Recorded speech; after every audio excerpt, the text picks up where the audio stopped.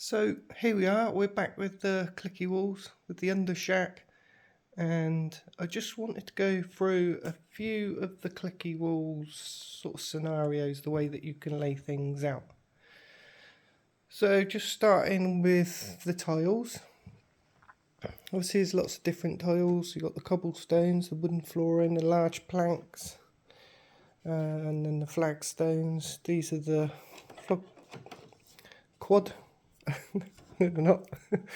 These are the floor flockers, which you can do all sorts of things with them, primarily for putting grass flock in, basically. So you've got grass flooring, or you can fill them with resin, etc. And this is one way that you can play. Instead of using all the walls, you could just put the floors down, build out your dungeon. Probably the quickest, the easiest, but the least aesthetic kind of layout. And then the other way of doing it is just with the walls. So you're just clicking them together, nice and quick, making your weird passages and things like that.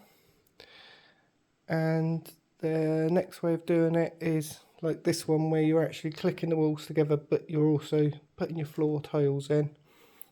Some of these have got the joiners between them and some haven't, just because I run out of joiners.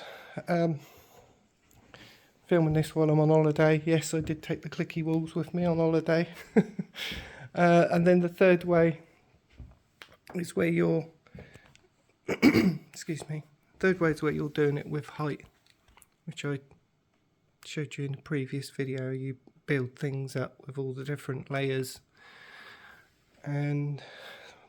but this is fixed, this one. So if you lift it up, it's attached to the actual floor. So if you're doing a whole town centre, you could put this like on the bottom if you didn't have all the basement layers.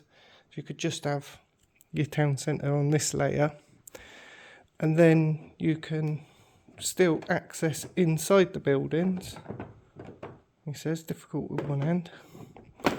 Okay, so then this could be a tavern or something like that. But again, if you want to, then you can take this level off, and then this level, because it's attached, you'd have to take the whole thing off. Obviously once it gets this sort of size, it's a bit big to take off, but you don't have to join it. So for example, with this one, I've not attached it, I've just sat it on the top. So if we take it off, now we can access, obviously you can still access the inside of the building, but then you can remove the whole building to access the dungeon layer beneath. Hope you found that useful, guys.